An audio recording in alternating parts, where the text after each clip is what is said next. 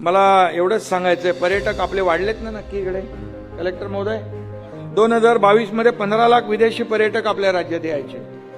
त्यातले महाबळेश्वरमध्ये सगळ्यात जास्ती यायचे, इकडे जास्ती यायचे. आता ती 37 लाखापर्यंत पोहोचलेली आहे संख्या.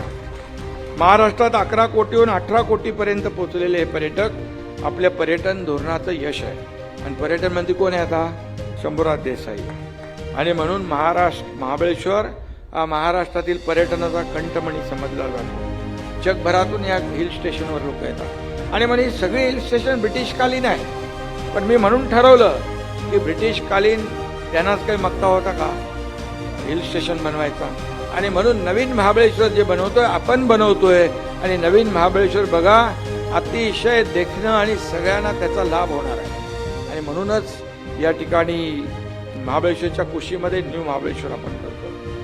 आणि तब्बल 550हून अधिक गावांचा पर्यावरण पूरक विकास होणार आहे.